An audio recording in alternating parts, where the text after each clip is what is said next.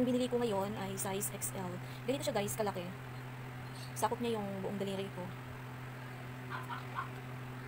Tapos last time, ang pinamili ko naman guys ay size medium. Ganito yung size niya. Maliit compare mo dito sa pinamili namin ngayon. Ito siya. O, di ba laki ng difference niya? Ang bentahan ko sa medium last time ay 8 pesos na may natira pa na 10 piraso. Ngayon ang XL ko ay, ang bentahan ko naman sa XL ay 10 peso na siya ngayon.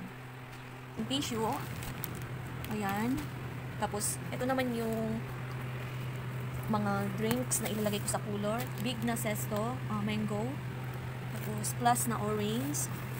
At saka plus na apple. So, dito sa box na to, ang laman niya. So, ito naman yung ating mantika. Itong mantika ko guys ay, ang tawag dito ay linaw. Yung as in malinaw talaga siya. Yan, ang isang bote nito ay, hindi ko pa siya mapepresyohan kasi i-check ko pa sa resibo kung nagtaas o dating presyohan pa din. So, ito yung isang unang box. Ang laman niya ay mga noodles, tsaka yung sa ilalim niya, mga biscuits. Biscuit. Bumili ako ng mga ilang piraso nitong mga kasalo pack na mga pancit canton. So, ito. Madami itong laman. So, hindi ko na muna siya kakalkalin para hindi ako nagkalat dito. Then, itong isang box naman na to na medyo malaki-laki. Tingnan nyo guys, habang nag-unboxing ako, si Patch, nandyan naman siya. O, yan. Nakasingit siya palagi. So, ito yung mga ilang piraso, mga chichirya naman.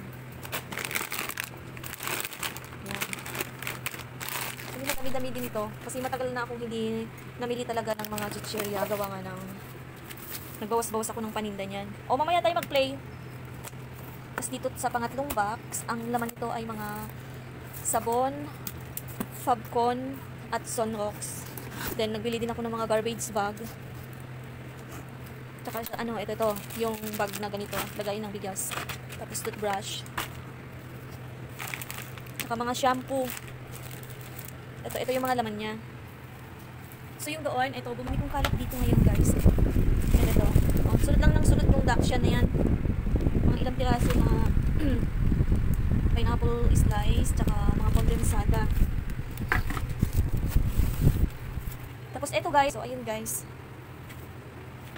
Tapos ang resibo ko ngayon ay ito. Diba? Ang haba. Ganito siya.